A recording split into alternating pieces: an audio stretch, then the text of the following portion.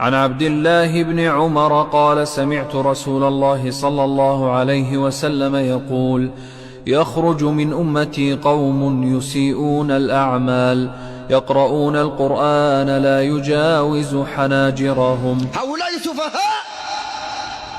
سفهاء لعبوا بالدين، لعبوا بالحرمات، لعبوا بدماء المسلمين، يقتلون كل من خالفهم، ولهم تاريخ في الأمة أسود. قالوا عثمان ثم علي ثم طلحة ثم الزبير، خذلوا الحسين رضي الله تبارك وتعالى عنهم أجمعين. فما بالك بأناس استباحوا دماء أصحاب رسول الله صلى الله عليه وسلم، بثوا الأمة.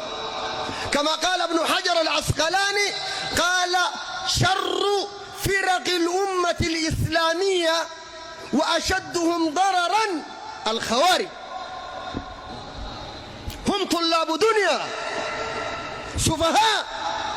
عشان كذا ما يسمى بداعش هو امتداد للخوارج، امتداد الخوارج.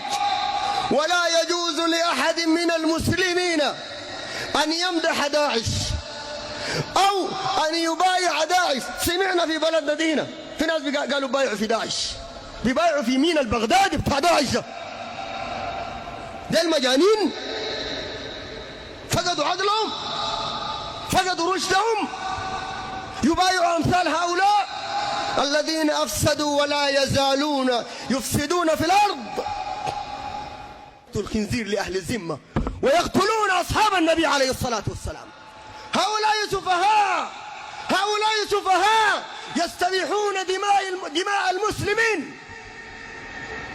جاءوا إلى ابن عمر فقالوا: يا ابن عمر نسألك عن دم البعوض.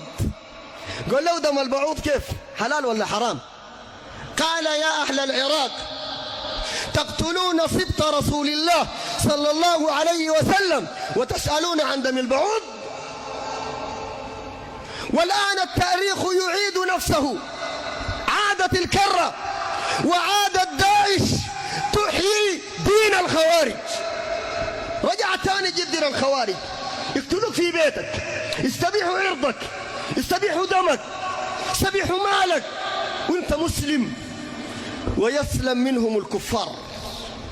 هؤلاء رايتهم لا تنكي عدوا ولا تقاتل كافرا ولا تهاجم المجرمين، إنما يقتلون أهل الإسلام الأبرياء.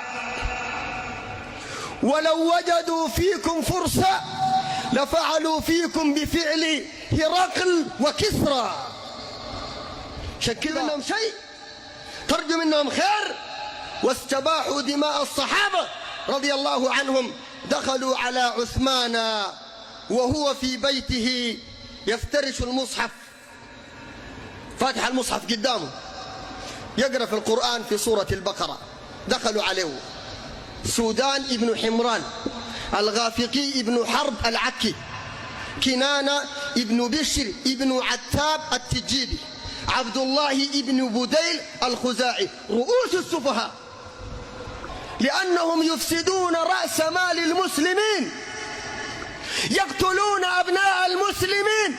وقال رسول الله صلى الله عليه وسلم: يقتلون أهل الإسلام ويدعون أهل الأوثان. لما دخلوا على عثمان بن عفان حذرهم من دمه، حذرهم، فضربه القافقي بن حرب العكي في رأسه حتى سال الدم، على قول الله تبارك وتعالى: فسيكفيكهم الله وهو السميع العليم. وجاء كنانة ابن بشر المصري فضرب عثمان عند أذنه، فاتقت نائلة زوجة عثمان، اتقت بيدها فقطع ذلك الخبيث الكلب، قطع أصابعها. فلما ولت مدبرة نظر إلى ظهرها قال: ما أعظم عجيزتها، يعني دبرها، انظر إلى هذا السفيه الخبيث. فقال له عثمان رضي الله عنه: قطعت يدها، قطع الله يديك ورجليك وأعمى بصرك وأدخلك النار. قال الراوي والرواية في تاريخ الأمم والملوك، قال: فوجدت رجلا بعد زمان ملقيا على الأرض قد قطعت رجلاه وقطعت يداه وعمي بصره. قال: فقلت له: ما أنت؟ قال: أنا الذي دعا علي عثمان أن يقطع الله يدي ورجلي ويعمي بصري ويدخلني النار، فهاتان يداي قد قطعتا وهاتان رجلاي قد قطعتا وهذا بصري قد عمي وأنا أنتظر الرابعة دخول النار. هؤلاء السفهاء استباحوا دم عثمان وهو زوج الابنتين وصاحب الهجرتين والذي اشترى الجنة مرتين. يتوقع منهم يعمل أي حاجة. استباحوا ذاك الدم الطاهر فقتلوه وخرجوا يكبرون. عشان كده الخوارج يظهرون الإسلام، يظهرون التمسك بالدين ولا علاقة لهم مع الدين. هم طلاب دنيا، يريدون المناصب، طلاب دنيا. فبعد ذلك مرت الأيام وجاء في عهد علي رضي الله عنه وأرضاه فتوعده عبد الرحمن بن ملجم، وكان هذا يحفظ القرآن، خارج خبيث. فجاء إلى علي رضي الله عنه، لقاه مارق لصلاة الصبح، ضربه في رأسه غدرا وقتل عليا رضي الله عنه. فلما جيء به ليقتل أخذ عبد الله بن جعفر وهو ود أخو علي بن أبي طالب، أخذ يقطع في أعضائه، بيقطع يده، بيقطع يده الثانية، بيقطع رجله، وذاك عامل فيها بيستغفر، عامل فيها مولانا عنده دين بيستغفر في الله. قال يقطعوا يده بيستغفر، يقطعوا كرعينه بيستغفر. وجاءوا بمسمار محمى بالنار وأدخلوه في عينيه وهو بيستغفر في الله. فلما عالجوا لسانه ليقطعوه صاح. قل لولا انت من قبل ما صحته، لما جينا نقطع لسانك صحته. قال أريد أن أموت وأنا ذاكر لله عز وجل. شوف الكذب، عليه لعنة الله. يقتل علي ابن أبي طالب وهو يقول مثل هذا الكلام. هم طلاب دنيا، سفهاء. عشان كذا لما جاء في زمن علي رضي الله عنه، وانا بنقول لك في روايات تاريخية عشان تعرف حقيقة الناس دين، في زمن علي رضي الله عنه خرج الخوارج على علي وكفروه، كفروه مرقوا عليه. بعد ذاك الحصل علي بن أبي طالب قال أنا ما بقاتلهم حتى يبدأوا هم بالقتال، وسيبدأوا بالقتال. فوجدوا عبد الله ابن خباب